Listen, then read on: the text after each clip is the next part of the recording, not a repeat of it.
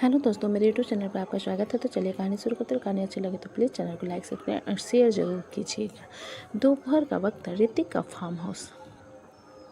ऋतिक प्रकृति को लेकर अस्पताल से वापस आ गया था और प्रकृति कमरे में चुपचाप बैठे हुए थे। तभी ऋतिक कमरे में आते हुए प्रकृति से बोला, सुनो, मैं काम से बाहर जा रहा हूँ, तुम्हें कोई भी काम हो तो मैसेज कर देना। प्रकृति ऋतिक की बात सुनकर अपनी आंखें छोटी करके बोली, क्यों, मैं तुम्हें क्यों बताऊँ, मैं अपना काम खुद भी तो कर सकती हूँ। नहीं, तुम नहीं कर सकती, ऋतिक ने जवाब दिया, जिसे सुन प्रकृति दांत पीस कर बोली, क्यों? क्योंकि मैं बॉडीगार्ड से कहकर तुम्हें घर से बाहर निकलवाने में पाबंदी लगा दी है। ऋतिक ने सपाट लहजे में कहा। ये सुन ऋतिक प्रकृति हैरान होकर बोली, तुम मेरी आज़ादी को कंट्रोल करना चाहते हो? जब तुम्हारी शादी मुझसे हुई तभी तुम मेरे कंट्रोल में आ गई थी, ऋतिक ने जवाब दिया, जिसे सुनकर प्रकृति हंसते हुए बोले, हाँ हाँ हाँ, प्रकृति नाम है मेरा, मुझे कोई कंट्रोल नहीं कर सकता। ये सुनकर ऋतिक अपनी आंखें छोटी करके बोला, ज़्यादा मुंह चलाना बंद करो, वरना वरना क्या कर लोगे तुम मेरा। प्रकृति ने बिस्तर से उतर के कहा, जिसे देख ऋतिक प्रकृति को घूरते हुए बोला, देखो प्रकृति, मैं कुछ भी नहीं करना चाहता। क्या मतलब कुछ नहीं करना चाहते? प्रकृति ने ऋतिक के सामने खड़ा होकर कहा। ऋतिक कुछ कहता उससे पहले ही सेल्वन वहां आकर अपना सिर झुका ऋतिक से बोला, Mr Bhatia and Mrs Bhatia आए हुए हैं। उसकी बात सुन ऋतिक प्रकृति को घूरते हुए बोला, उनके साथ कहीं भी जाने के बारे में भी सोचना मत। प्रकृति ऋतिक की आंखों को इग्नोर कर अपनी कदम सीधा कमरे से बाहर बढ़ा देती है तो मेन हॉल में विक्रम और आरू खड़े हुए थे। उन दोनों को देखकर प्रकृति जल्दी से सीढ़ियों से नीचे आ आरू से बोली, आरू तो पहले से मोटी हो गई है लेकिन बहुत सुंदर लग रही है। ऋतिक प्रकृति की बात सुन नीचे आते हुए बोला, तुम भी हो जाओगे। प्रकृति घूर कर ऋतिक की तरफ देखने के बाद उसे इग्नोर कर विक्रम से बोली, जीजू मैं मेरी बहन को लेकर अपने कमरे की तरफ जा रही हूँ, तब तक आप अपने साढ़ू से मिलो। विक्रम प्रकृति की बात सुन अपना सिर हिला देता है तो प्रकृति आरू को लेकर कमरे की तरफ चली जाती है। उन दोनों को जाने के बाद विक्रम ऋतिक की तरफ देखते हुए बोला, तुम्हारा बरसाला हॉस्पिटल में है। तुम्हारी बीवी को देखकर लगता नहीं है कि उसे पता होगा। जिसे सुनकर ऋतिक अपना सिर हिलाते हुए उस सोफे पर आराम से बैठकर बोला, करने की सज़ा इसी जन्म में मिलती है और मेरी बीवी को बताएगा कौन? सही कहा, बताने वाला कोई नहीं है, लेकिन कुछ भी अब करने से पहले एक बार सोच लेना कि अब तुम्हारे साथ एक लड़की जुड़ी हुई है। विक्रम ने समझाने के नाते कहा, जिसे सुन ऋतिक अपना सिर हाँ में हिलाते हुए बोला, मुझे अच्छे से पता है, लेकिन तुम्हारी बीवी उदास क्यों थी? विक्रम ऋतिक की बात सुनकर वो इग्नोर करते हुए बोला, उसे बच्चा चाहिए तो दे दो, क्या तुम बाप नहीं बन सकते? ऋतिक ने अजीब नज़रों से विक्रम को देखते हुए कहा, जिसे सुन विक्रम अपने दांत पीस कर बोला, मैं बाप बन सकता हूँ, वो माँ बन सकती है, लेकिन डॉक्टर ने 4 साल बाद लेने से मना किया है। विक्रम की पूरी बात सुन ऋतिक उसकी तरफ देखते हुए बोला, मेरे ख्याल से तुम्हें अपनी वाइफ को बता देना चाहिए। किस बारे में? विक्रम ने कन्फ्यूजन में पूछा, जिस पर ऋतिक बोला, यही कि कुछ फिजिकल दिक्कत होने के कारण अभी तुम दोनों को बच्चा नहीं लेना चाहिए, वरना उसे शक होगा कि तुम बाप नहीं बन सकते। ऋतिक की बात पर विक्रम कुछ पल सोच अपना सिर हिलाकर बोला, ठीक है, सही कह रहे हो। तो वैसे तुम्हारे और प्रकृति का क्या झोल है? ऋतिक आईब्रो उचकाते हुए विक्रम की तरफ देख कर बोला, मतलब शादी हो चुकी है तो हनीमून, ऐसा कुछ तो सोचा होगा। विक्रम ने जवाब दिया, जिसे सुन ऋतिक कुछ पल सोच कर बोला, हनीमून पर जाना जरूरी होता है क्या? विक्रम ऋतिक को अजीब नज़रों से देखते हुए बोला, तो लड़की को कहीं घुमाने लेकर नहीं जाओगे? ऋतिक विक्रम की बात सुनकर बोला, तुम बताओ कौन सी जगह लेकर जाऊं? शरारत भरी आवाज़ में बोला, स्वीडन लेकर जाओ, अभी वहाँ पर अच्छे से ठंडी होगी। कमरे से और रजाई से बाहर निकलने का मन नहीं करेगा, और हनीमून पर घूमने कौन जाता है। ऋतिक विक्रम की बात पर तिरछी मुस्कान के साथ बोला, ओह तुम इंटीमेसी की बात कर रहे हो। विक्रम अपना सिर हिला देता है तो ऋतिक उसकी तरफ देखते हुए कहता है, ठीक है, मैं उसे अपने साथ जर्मनी लेकर जाऊंगा। वैसे भी मुझे वहाँ पर कुछ काम था, हनीमून का हनीमून हो जाएगा। विक्रम ऋतिक की बात सुन अपना सिर हिला देता है और दोनों बातें करने लगते हैं। इधर आरू चुपचाप प्रकृति के हाँ में हाँ मिलाते हुए बैठी थी, जिसे देखते हुए प्रकृति उसके कंधे पर हाथ रखकर बोली, क्या हो गया आरू, इतनी शांत क्यों है? जीजू ने कुछ कहा तुझसे? प्रकृति की बात पर आरू उसकी तरफ देखते हुए बोली, उन्होंने कुछ नहीं कहा, लेकिन उन्हें बच्चे नहीं पसंद। जिस पर प्रकृति 2 मिनट से देखने के बाद मुस्कुराते हुए बोली, तो क्या हुआ, जब तुम दोनों के बच्चे होंगे तब पसंद आ जाएंगे। आरू प्रकृति की बात पर बोली, वो बच्चा नहीं लेना चाहते तो तू क्यों उतावली होती जा रही है पागल। अगर जीजू तेरे साथ शादी वाले रिश्ते को अभी इंजॉय करना चाहते हैं तो तू बच्चा लेकर क्यों तमाशा क्रिएट कर रही हो। प्रकृति ने आरू को घूरते हुए, आरू प्रकृति की बात सुनकर बोली, तू कहना चाहती है कि मुझे अभी ये सब नहीं करना चाहिए। प्रकृति अपना सिर हिलाकर बोली, करेक्ट, तो अभी बच्चे का ख्याल ड्रॉप कर, जब जीजू को चाहिए होगा वो खुद तुझसे बोलेंगे। और मैं तो कहती हूँ अपनी स्टडी पर फोकस कर, बच्चों का क्या है यार, अभी तो सिर्फ 21 साल की है, कभी भी हो सकता है। प्रकृति की बात सुन आरू अपना सिर हिलाते हुए बोली, थैंक यू, मैं बहुत ज़्यादा कंफ्यूज हो गई थी। प्रकृति कुछ कहते उससे पहले ही ऋतिक आते हुए बोला, मैंने तुम दोनों को डिस्टर्ब किया क्या? प्रकृति ऋतिक को देखकर अपना चेहरा दूसरी तरफ कर लेती है, जिसे देखकर ऋतिक की आंखें छोटी हो जाती हैं।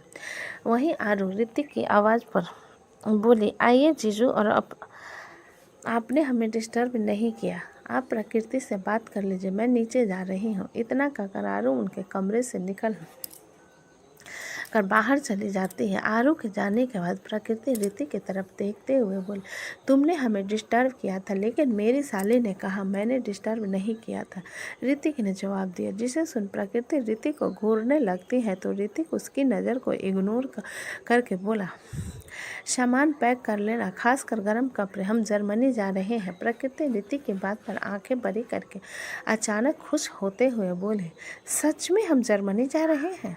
मुझे वहाँ का स्नोफॉल देखना है। ऋतिक प्रकृति के बात पर अपना सिर हिलाते हुए बोला, हम शाम के फ्लाइट से निकल रहे हैं। प्रकृति जल्दी से अपना सिर हिला देती है तो ऋतिक उसके पास आकर उसके कान में धीरे से कहता है, हम हनीमून पर जा रहे हैं। ऋतिक की गर्म सांसों को अपने कान पर महसूस कर प्रकृति के गाल और कान पूरी तरीके से लाल हो जाते हैं, जिसे देख ऋतिक हल्का सा उसके कान पर बाइट करके कहता है, तो हम बहुत ज़्यादा इंजॉय करेंगे। प्रकृति के बोलते ऋतिक की मदहोशी भरी आवाज़ के सामने बंद हो चुकी थी, जिसे देखकर ऋतिक उसके होठों पर हल्का सा पैक देकर कमरे से बाहर जाते हुए कहता है, चेहरा धो लो। प्रकृति जाते हुए ऋतिक को देख अपने दिल पर हाथ रख खुद से बोले, इसकी बात करने के अंदाज को देखकर लगता है जैसे ये मुझे नहीं छोड़ेगा। इतना कहते हुए प्रकृति एक गहरी सांस लेकर जल्दी से सामान पैक करने में लग जाती है। इधर रात का वक्त था। मित्तल हाउस में कशिश स्टडी रूम में बैठा अपना काम करते हुए लैपटॉप की तरफ देखते हुए बोला, मीरा, दरवाजे पर क्यों खड़ी हो? मीरा कशिश की बात पर अंदर आते हुए बोले, आपको कैसे पता चला कि मैं बाहर खड़ी हुई हूँ? तुम्हारे परफ्यूम की खुशबू से। कशिश ने सिर उठा मीरा को देखते हुए जवाब दिया, जिसे सुन मीरा कशिश की तरफ देखते हुए बोली, नित्या के बारे में कुछ पता चला? कशिश मीरा की बात पर बोला, नित्या रूस में है अपने पति करण चावला के साथ। क्या पति? मीरा ने हैरान होकर कहा, जिसे सुन कशिश अपना सिर हिलाते हुए बोला, हाँ, उन दोनों ने शादी कर ली है और करण एक अच्छा लड़का है। जिस पर मीरा कशिश को देखते हुए बोली, मैंने अपनी आंखों से उस लड़के को नित्या को मारते हुए देखा था और आप कह रहे हो कि वो लड़का अच्छा है। कशिश मीरा के हाथ को पकड़ उसे अपनी गोद में बैठाते हुए बोला, मीरा, तुम जितना सोच रही हो करण उतना बुरा नहीं है। मीरा कशिश की बात सुनकर बोले, मुझे पता है वो उससे भी ज़्यादा बुरा है, पागल आदमी, शन की कहीं का। कशिश मीरा के चेहरे को पकड़कर बोला, मेरे तरफ से देखो, इतना गुस्सा क्यों कर रही हो? मीरा एक गहरी सांस लेकर बोली, कल मुझे इंस्टीट्यूट जाना है। ठीक है, मैं तुम्हें छोड़ने चलूँगा, तो चलो चलो जाओ, सो जाओ। कशिश ने मीरा के गाल पर किस करते हुए कहा, जिसे देख मीरा उसके हाथ पर हाथ रखते हुए बोली, सुनिए।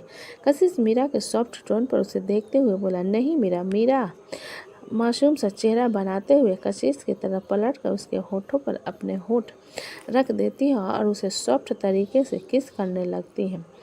कशिश मीरा के अचानक ऐसा करने पर उसके कमर को पकड़ते हुए बोला, मीरा।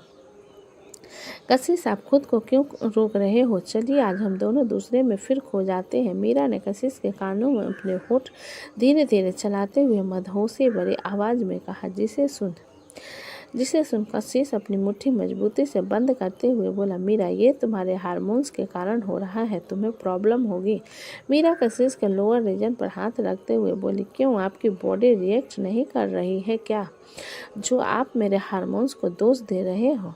ये कहते हुए मीरा धीरे धीरे कशिश के मिड एरिया को पेट के ऊपर से ही रब करने लगती है। कशिश अपने खुद के होठ को कसकर बाइट करते हुए मीरा को कमर से पकड़कर उठाते हुए बोला, सीरियसली तुम बहुत बेशर्म हो, और ये बेशर्मी सिर्फ आपके लिए है सैया जी। मीरा ने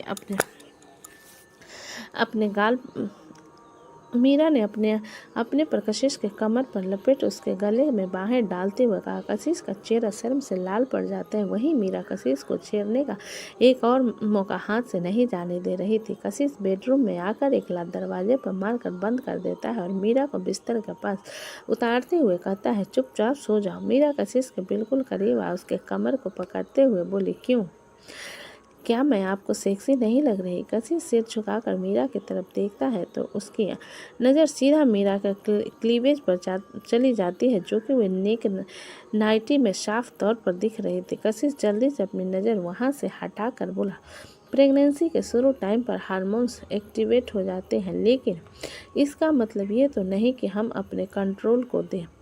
जिसे सुनकर मीरा कशिश को घूरते हुए, और उसका क्या, अगर मैं आपसे नाराज़ हो जाऊं तो? कशिश फ्रस्ट्रेशन भरी नज़र से मीरा को देखते हुए बोला, मीरा, मैं तुम्हारे साथ सेक्स नहीं करना चाहता। जिसे सुनकर मीरा अपना सिर हिलाते हुए बोली, तो क्या आप चाहते हो मैं मास्टर वेट करूं? कशिश हैरान नज़र से मीरा की तरफ देखते हुए बोला, क्या तुम पागल हो गई हो? एक ऐसी बकवास भरी बातें कर रही हो। मीरा कशिश की बात को सुनते हुए अपने नाइट गाउन को उसके सामने उतार खड़ी हो जाती है। मीरा के इस अंदाज पर कशिश के आंखें बड़ी हो जाती है। कशिश मीरा के अंदाज पर आंखें बड़ी कर उसे देखे जा रहा था, जिसे देख मीरा कशिश की तरफ अपने कदम बढ़ाते हुए बोले, क्या हुआ? कशिश जल्दी से अपने लोअर रीजन के सामने हाथ रखकर अपना सिर नहीं में हिलाते हुए बोला, कुछ नहीं, कुछ भी नहीं, तुम सो रही हो, चुपचाप। मीरा शरारती नज़र से कशिश की तरफ देख उसके पास आकर बोली, सैया जी को शर्म आ रही है? देखो गाल कैसे लाल लाल हो गया है, बिल्कुल टमाटर की तरह। ये सुनकर कशिश अपना चेहरा ऊपर कर इंटीरियर की तरफ देखते हुए बोला, मीरा, तुम्हारे अंदर किसकी आत्मा घुस गई है आज? मीरा कशिश के शर्ट को अपनी मुट्ठी में भर कर बोली, क्या आपको मेरा फिगर अच्छा नहीं लग रहा जो आप सिर ऊपर कर रहे हो? कशिश सिर नीचे कर मीरा के चेहरे को देखते हुए बोला, मुझे इधर उधर नहीं देखना, मुझे इंटीमेंसी चाहिए ना, तो मैं तुम्हारा मसाज करते हुए करूं। जिसे सुनकर मीरा कुछ पल सोचकर बोली, ठीक है। कशिश एक राहत की सांस ले घड़ी की तरफ देखता है, जिसमें रात के 11 बज रहे थे। मीरा इस टाइम पर सो जाती थी, जिसे देखते हुए कशिश हल्का सा मुस्कुरा देता है और तेल न लेकर मीरा के पीठ को मसाज करने लगता है। मीरा कशिश के मसाज पर अपनी आंखें बंद कर उसके छुअन को महसूस करने लगती है। धीरे धीरे मीरा की सांसें तेज होने लगती है, जिसे महसूस कर कशिश मीरा के चेहरे को देखता है, जो कि नींद की आगोश में जा चुकी थी। मीरा को नींद में देख कशिश गहरी सांस लेकर बोला, तुम पागल हो गई हो क्या? डॉक्टर ने कहा है कि तुम दोनों ठीक हो, लेकिन मुझे तुमसे 2 महीने दूर रहना है, क्योंकि ये तुम्हारा शुरुआती समय है, फिर तुम्हें बहुत परेशान करूँगा। इतना कहकर कशिश हौले से मीरा को ब्लैंकेट से कवर कर देता है और लाइट ऑफ कर उसके बगल में लेट जाता है। इधर शारंग बिल्ला में शोभित अपने कमरे में लैपटॉप में काम कर रहा था। अदिति अपने कैलकुलेशन सॉल्व करते हुए शोभित के सामने जाकर बैठते हुए बोली, सुनिए। शोभित अदिति की बात पर अपना सिर उठा उसकी तरफ देखते हुए बोला, क्या हो गया? अदिति शोभित की तरफ देखते हुए बोली, मैं आपसे एक क्वेश्चन पूछे, तुम्हारे चेहरे की रंगत देखकर इतना तो पता चल चुका है कि तुम मेरी IQ लेवल को चेक करना चाहती हो। शोभित ने आईब्रो सिकुड़ाते हुए कहा, जिसे देखकर अदिति जल्दी से अपना सिर नहीं में हिलाकर बोली, अरे मुझे अच्छे से पता है कि आपका IQ लेवल मुझे कई गुना हाई है। मैं इस तरीके से आपको अंडर एस्टिमेट कैसे कर सकती हूँ? अदिति की बात पर शोभित लैपटॉप कॉफ़ी टेबल पर रखते हुए अदिति की तरफ देखकर बोला, तो पूछो, क्या पूछना है तुम्हें? अदिति इंग्लिश का बुक शोभित के सामने रखते हुए बोली, मुझे ये वाला प्रॉब्लम सॉल्व करना है। शोभित अदिति की बुक लेकर टॉपिक पढ़ने के बाद बोला, गूगल में सर्च किया लेकिन मुझे समझ नहीं आया। अदिति ने जवाब दिया, जिस पर शोभित छोटा सा मुंह बनाकर बोला, यार मुझे कॉलेज छोड़े काफ़ी वक्त हो गया है और सिलेबस चेंज हो गया है, मुझे नहीं पता इस बारे में। अदिति शोभित के हाथ से बुक लेकर बोले, आप तो मुझसे भी बड़े गधे हो। शोभित आंखें बड़ी कर अदिति को घूरते हुए बोला, मुझे तुम्हारे सब्जेक्ट समझ नहीं आ रहा है तो मैं तुमसे बड़ा गधा हो गया? वैसे गधे को इंग्लिश में क्या कहते हैं? Dunki, you R A Dunki. Aditi ने बिस्तर पर चढ़ते हुए कहा, जिसे सुनकर शोभित अपना लैपटॉप बंद करते हुए बोला, 1 महीने बाद हमारी शादी है, भूल गई क्या? मुझे याद है और मुझे इसी डंकी के साथ रहना है। अदिति ने बुक्स बंद करते हुए कहा, जिसे देख शोभित अपने दांत पीस कर बोला, बुक क्यों बंद कर रही हो? पढ़ना नहीं है क्या? अदिति अपना सिर नहीं में हिलाकर बोली, नहीं मुझे नहीं पढ़ना है, लेकिन अभी तक हम लोगों का टाइम टेबल नहीं आया है। अगर बाई चांस 1 महीने बाद मेरी शादी के वक्त एग्ज़ाम हुआ तो कोई बात नहीं, तुम एग्ज़ाम दिला लेना, उसके बाद हम शादी कर लेंगे। शोभित ने बिस्तर पर बैठते हुए कहा, जिसे सुना अदिति शोभित की तरफ देखते हुए बोली, शादी ज़िंदगी में एक बार होती है, एग्ज़ाम भी ज़िंदगी में एक ही बार होता है इडियट, इसलिए बकवास करना बंद करो, चुपचाप सो जाओ। शोभित ने अदिति के सिर पर टपली मारते हुए कहा, जिसे देखकर अदिति मुंह बनाते हुए बोली, मुझे सब अच्छे से समझ आ रहा है। शोभित आईब्रो ऊपर करते हुए बोला, क्या समझ आ रहा है? यही कि आप मुझे छोटी बच्ची समझते हो। अदिति ने मुंह बनाते हुए कहा, जिसे देख शोभित अदिति को अपने पास खींचकर बिस्तर पर लेट उसके सिर को अपने सीने पर रखते हुए बोला, हाँ तुम मेरी बच्ची ही तो हो। ये सुनकर अदिति अपना एक पैर शोभित के ऊपर रख उसके टी-शर्ट को अपनी मुट्ठी में भरते बोले, हम साथ में डांस करेंगे ना, सो जाओ अदिति। शोभित ने अदिति के सिर पर थपथपाते हुए कहा, जिसे सुनकर अदिति शोभित के सीने पर चिमटी काटते हुए अपनी आंखें बंद कर लेती है तो शोभित उसे घूरने के बाद अपनी आंखें बंद कर लेता है। मृत्युंजय स्टडी रूम में अपने बेडरूम में पहुंचता है तो देखता है महक वॉशरूम से फ्रेश होकर बाहर आ रही थी। मृत्युंजय एक नज़र महक को देखने के बाद खुद भी वॉशरूम की तरफ चला जाता है और कुछ देर बाद बाथरोब पहन कर बाहर आता है। उसके बाद हल्के गीले थे और उसके माथे पर बिखरे हुए थे, जिस कारण वो काफ़ी हॉट लग रहा था। महक क्लोजेट से बाहर आते हैं। उसने हल्के वाइन कलर के खूबसूरत सी नाइटी पहन रखी थी, जिसमें उसके सीने का उभार थोड़ा ज़्यादा नज़र आ रहा था, जिसे देखते हुए मृत्युंजय हल्की मदहोशी भरी आवाज़ में बोला, महक। मृत्युंजय के टोन को देखते हुए आंखें चढ़ाकर बोली, क्या हुआ? मृत्युंजय महक के सामने आ उसके होठों को देखते हुए बोला, आज का डिनर काफ़ी स्वादिष्ट था, लेकिन मुझे फिर से भूख लग रही है। जिसे सुनकर महक अपना सिर हिलाकर बोली,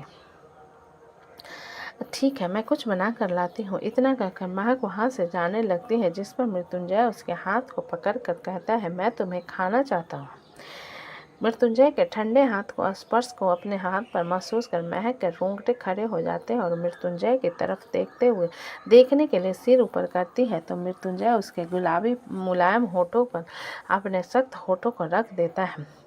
मृत्युंजय के ऐसा करते ही महक उसके कमर पर अपने हाथ लपेट लेती है तो मृत्युंजय उसके हाथ को पकड़ अपने गले पर लपेट लेता है और उसके सिर को पीछे से पकड़कर उसके होठों पर और ज़्यादा पैशनेट गर्म जोशी के साथ किस करने लगता है। मृत्युंजय के हाथ महक के जो लाइन पर चल जाते हैं तो महक वो अभी भी उसके होठों पर किस करे जा रहा था। किस की वजह से दोनों के होठों पर लगे सलाइवा के कारण दोनों के होठ साइन कर रहे थे। मृत्युंजय महक के होठ से दूर हो उसके गले पर किस करते हुए अपने हाथ उसके कमर से ले उसके सीने पर ले जाता है और उसकी नाइटी को खोलने लगता है, जिस पर महक उसके हाथ को पकड़ लेती है। मृत्युंजय महक के हाथ को पकड़ने पर उसकी तरफ देखते हुए कहता है, क्या हुआ? महक के गाल हल्का लाल पड़ जाते हैं और मृत्युंजय की तरफ देखते हुए कहती है, नो, आप बहुत कंट्रोल। But what? मृत्युंजय ने महक चिढ़ाते हुए कहा। महक मृत्युंजय का फ्रस्ट्रेशन भरी आवाज़ पर जल्दी से बोले, आप किस तक नहीं कर रुकने वाले हो? अब मृत्युंजय महक की बात पर अपनी आंखें छोटी करके बोला, 4 महीने हो चुके हैं, मैंने किस के अलावा कुछ नहीं किया है और मैं अभी भी नहीं करता। But I can not control my self. थक गया हूँ मैं तुम्हारी खूबसूरती को देखकर ठंडे पानी से खुद को शांत करते हुए अब नहीं कर पाता। ये कहते हुए मृत्युंजय महक को देखने लगता है। मृत्युंजय की पूरी बात सुनकर महक अपने नाइटी को जीप को खोल अपने बालों का सामने की तरफ करते हुए अपना पीठ मृत्युंजय की तरफ करके खड़ी हो जाती है, जिसे देख मृत्युंजय महक के कंधे पर हाथ रखते हुए कहता है, महक तुम मुंह क्यों फेर रही हो? महक सिर घुमाकर मृत्युंजय की तरफ देखते हुए बोली, जीप फंस गई है, पूरा खोलेंगे तभी तो निकलेगा ना। मृत्युंजय महक के बात सुन उसके नाइटी के जीप को खोल उसके कंधे पर अपने होठ ठंडे होठ रख उसके दोनों हाथों में से हाथ फेरते उसे कमर से पकड़कर अपनी तरफ पलटकर बालों में हाथ डाल उसके होठों पर फिर से किस करने लगता है। महक मृत्युंजय के गले में हाथ डालकर उसके बालों को सहलाती है तो मृत्युंजय महक की नाइटी को उसके कंधे से सरकाते हुए निकाल कर नीचे गिरा देता है। महक शर्म से मृत्युंजय के सीने से लग जाती है तो मृत्युंजय उसके नग्न पीठ पर अपनी उंगली चलाते हुए कहता है, ऑलरेडी मैंने देख रखा है तुम्हें। महक मृत्युंजय के चिपके हुए धीरे से बोले, मुझे शर्म आ रही है, लाइट ऑफ कीजिए। मृत्युंजय महक के बात सुन उसके कमर को पकड़कर उसके सीने को देखते हुए बोला, महक क्या मैं फिर से वो कर सकता हूँ? महक मृत्युंजय की नज़र को देख थोड़े गुस्से में बोली, कुछ दिन बाद मेरा बच्चा आ जाएगा, आप ऐसी हरकत करोगे? महक मृत्युंजय को खड़ा देख कर बोला, क्या हुआ? कुछ नहीं, बस देख रहा हूँ। मृत्युंजय ने महक के आकर्षण बदन को देखते हुए कहा, जिसे सुन महक बोली, क्या देख रहे हो? फुर्सत से बने तुम्हारे इस आकर्षक जिस्म को। मृत्युंजय ने कहा, जिसे सुन महक अपने सीने को ढकते हुए बोले, आपको शर्म नहीं आ रही? मृत्युंजय महक के हाथ को उसके सीने से हटाते हुए बोला, देखने दो तुम्हारी इस खूबसूरती के दमन को जो आज हमें अपने पास बुला रही है। तो हमारी सुनिए, आपकी आंखें की शरारत आपकी नीयत बयान करते हुए हमें थोड़ी डरा रही है। महक ने मृत्युंजय के हाथ को झटक कर कहा, जिसे देख मृत्युंजय महक के हाथ को पकड़ उसे ऊपर खींचकर खड़ा कर देता है तो महक कन्फ्यूजन में उसकी तरफ देखने लगती है। मृत्युंजय महक के पीठ को अपने सीने से लगा उसके सामने की तरफ इशारा करते हुए बोला, देखो तुम्हारे इस अक्ष को हमारे बगैर अधूरा सा लगता है, तो हम ख्वाब में भी आपके बगैर पूरा होने का सपना नहीं देखते। आप अक्ष की बात करते हैं। महक ने मिरर में खुद को देखते हुए कहा। मृत्युंजय महक के बात सुन उसके गर्दन पर किस करने लगता है तो महक की आंखें बंद हो जाती है और सांसें तेज होने लगती है। मृत्युंजय महक को पीठ को अपने सीने से लगाए मिरर में महक को देखते हुए उसके गले पर किस करने लगता है। उसकी नज़र फिर से महक के इमर्ज चेस्ट पर चली जाती है। महक की हरकत पर मृत्युंजय शरारती आवाज़ में बोला, क्या हुआ? मेरी छुअन आग लगा चुकी क्या? महक अपने सांसों को मृत्युंजय के गाल पर छोड़ते हुए बोली, देखिए मुझे बेशर्मी करने पर मजबूर मत कीजिए। तो दोस्तों कहानी कैसी लगी मुझे कमेंट में लिखें। अच्छी लगे तो प्लीज़ चैनल को लाइक करें, सब्सक्राइब करें और ज़्यादा से ज़्यादा शेयर करें। कहानी को पूरा सुनने के लिए धन्यवाद।